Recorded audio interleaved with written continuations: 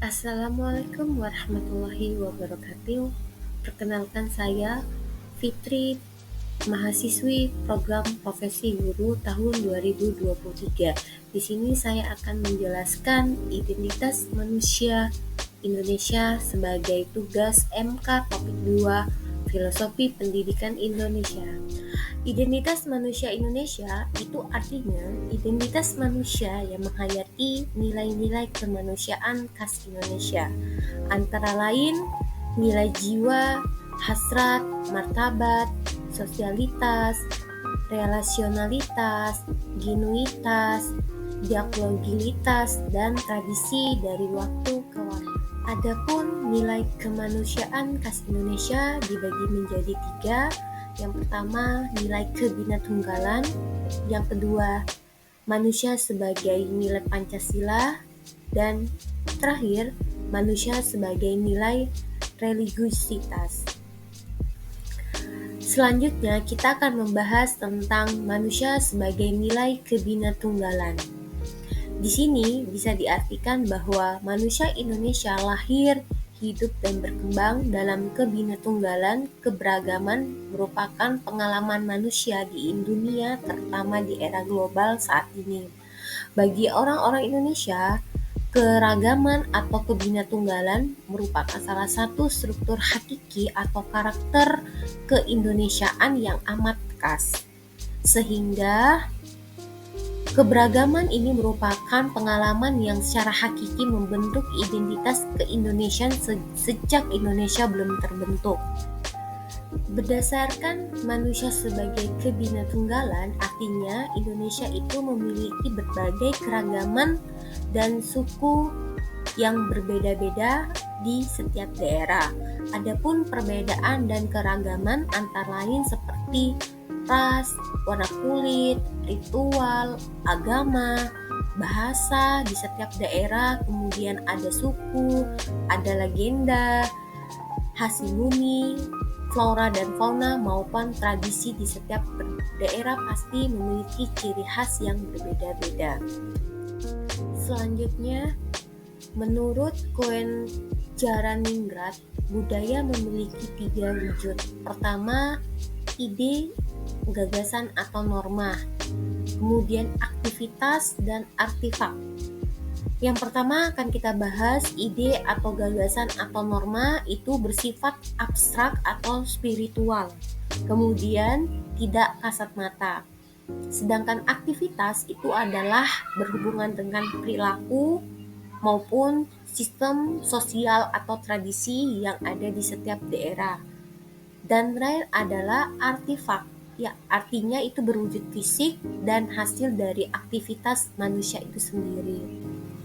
Selanjutnya, menurut Koen Jaraningrat juga bahwa terdapat 7 unsur penting budaya. Pertama, ada bahasa, kemudian kesenian, sistem religi, kemudian sistem mata pencarian, organisasi sosial, dan sistem ilmu pengetahuan. Sedangkan menurut Battista Mondi, ada 4 pilar penting budaya. Pertama, sebagai nilai, kemudian sebagai bahasa, kemudian sebagai adat istiadat atau tradisi di setiap daerah, kemudian ada teknik pengungkapan dalam manusia. Selanjutnya adalah manusia Indonesia sebagai manusia Pancasila. Nah, di sini didapatkan artinya bahwa manusia Indonesia sebagai manusia Pancasila itu berpedoman kepada 4 hal. Pertama, sebagai fondasi filosofi, kemudian sebagai ideologi bangsa Indonesia, kemudian sebagai perekat dan pembersatu bangsa, serta sebagai identitas bangsa Indonesia itu sendiri. Menurut Ki Hajar Dewantara, manusia sebagai nilai Pancasila itu artinya Pancasila merupakan intisari yang merangkum nilai-nilai jiwa semangat yang hidup oleh orang-orang Indonesia yang selalu memperjunjung nilai gotong royong. Sila-sila Pancasila itu memuat untuk hidup bersatu, bertanggung jawab, bekerja sama, hidup adil, dan bermusyawarah atau disebut dengan gotong royong untuk memenuhi kebutuhan hidup setiap pribadi dan bersama dalam segala dimensinya. Yang terakhir, manusia Indonesia sebagai manusia religius. Di sini ada dua. Pertama ada nilai religiusitas dan religionis. Pertama, nilai religiusitas itu artinya merupakan salah satu aspek instansi yang merupakan getar hati dan kualitas manusia yang mendorong tumbuhnya sikap atau kecenderungan hidup yang bernilai. Sedangkan nilai religion itu artinya model hidup yang ditandai oleh ikatan atau keterhubungan praksis kehidupan, doa atau ritual, komunitas, persaudaraan, dan tindakan amal kasih. Religiositas merupakan inti dan daya agama.